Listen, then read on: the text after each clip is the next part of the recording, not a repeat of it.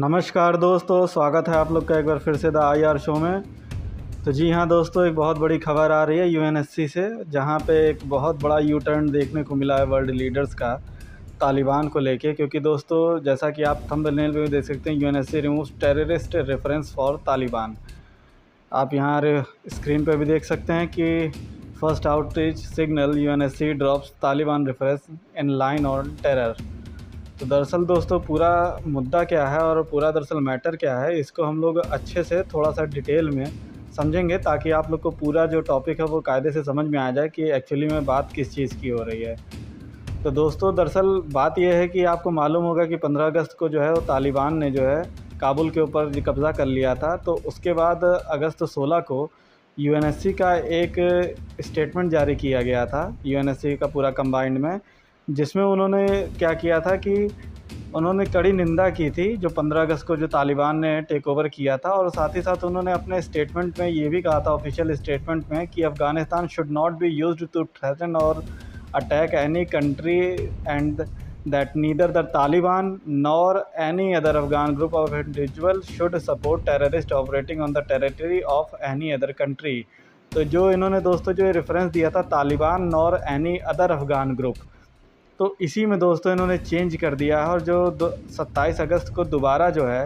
जब ये काबुल ब्लास्ट हुआ है, तो उसके बाद दोबारा एक कंबाइंड स्टेटमेंट UNSC का जारी किया गया, जहाँ पे दोस्तों जो तालिबान और एनी अफ़गान ग्रुप था, वहाँ पे तालिबान को ओमिट कर दिया गया उस जो कंबाइंड ऑफिशियल स्टेटमेंट में से था, जिसको आप साफ देख सकते हैं कि दैट नो अफ़गान ग्रुप और individual should support terrorist operating on the territory of any country. तो अब इसी के लिए जो है काफ़ी निंदा हो रही है कि UNSC का जो एक ऑफिशियल स्टेटमेंट था जिसमें कंडेम किया जा रहा था, उसमें अफ़गान ग्रुप को शामिल किया गया, लेकिन तालिबान जो वर्ड था, जो पहले स्टेटमेंट में जो पहले शामिल था 16 अगस्त की स्टेटमेंट में, वो अब 27 अगस्त की स्टेटमेंट में उसको दोबारा शामिल नहीं किया गया। यानी एक तरीके से माना जा रहा है कि कहीं ना कहीं UNSC ने जो है अब एक स्टेट एक्टर मानना शुरू कर दिया है तालिबान को। और इसके पीछे की सबसे बड़ी वजह आप जान ही सकते हैं कि अमेरिका का ढीला रवैया, जिस तरीके से अमेरिका ने एक डाइल्यूटिंग बिहेवियर दिखाया है टुवर्ड्स दी अफ़गानिस्तान। और सबसे ज़्यादा एक आप कह सकते हैं कि एक दुख की बात यह है कि ये उस समय हुआ है जिस समय दोस्तों कि भारत के पास UNSC की प्रेसिडेंसी है। और काफ़ी कई लोग जो है क्रिटिसाइज़ भी कर रहे हैं भारत को इसके लिए कि कम से कम वो ये एक्सपेक्टेशन तो उनकी नहीं थी कि जब भारत के पास प्रेसिडेंसी है, और जो कि कल 31 अगस्त को ख़त्म हो जाएगी, तो भारत की प्रेसिडेंसी के दौरान तो जो है इस तरीके का कंबाइंड स्टेटमेंट जो है वो जारी नहीं होना चाहिए था। तो अभी कई लोग ये मान रहे हैं कि इसके पीछे की बहुत बड़ी वजह जो है वो कहीं ना कहीं एक तरीके से जो देश हैं उनकी हिपोक्रेसी है, जो वर्ल्ड लीडर्स हैं उनकी हिपोक्रेसी है। किस तरीके से चाइना और पाकिस्तान ने इनको सपोर्ट किया तालिबान को, वो सबके सामने है। चाइना ने तो आपको मालूम होगा कि इनके जो रिप्रेजेंटेटिव हैं उनका पूरा भव्य स्वागत भी किया था। और पाकिस्तान के तो फॉरेन मिनिस्ट्री उज़्बेकिस्तान, तजिकिस्तान, तमाम देशों की यात्रा करके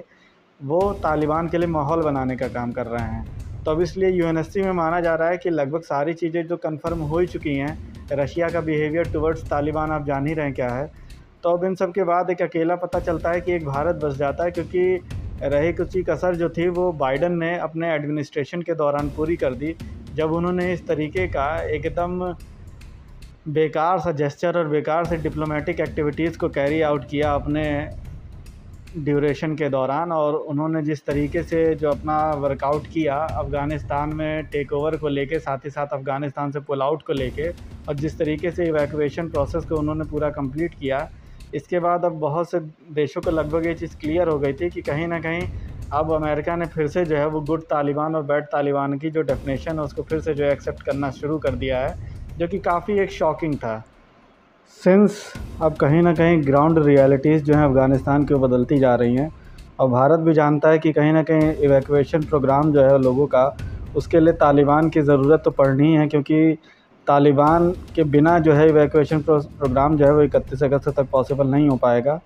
और साथ ही साथ अब कहीं ना कहीं तालिबान भी जो है वो भारत के साथ जुड़ने की कोशिश कर रहा है। और उनके जो कतर में जो उनका जो रिप्रेजेंटेटिव है, उसने भारत से जो है एक तरीके से अपील की है कि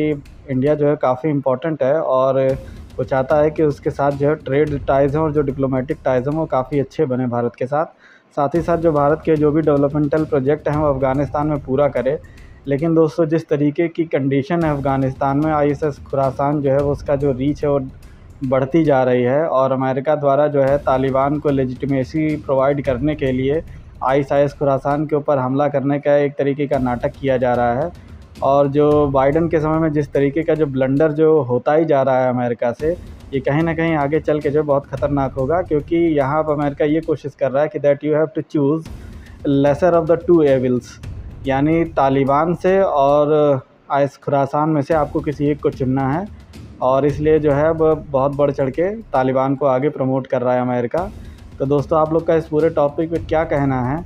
ये जो कंडीशंस सारी चल रही हैं और जिस तरीके से अमेरिका का रवैया है, उस पर अपना जो भी राय होगी उसको कमेंट बॉक्स में ज़रूर शेयर करिएगा दोस्तों।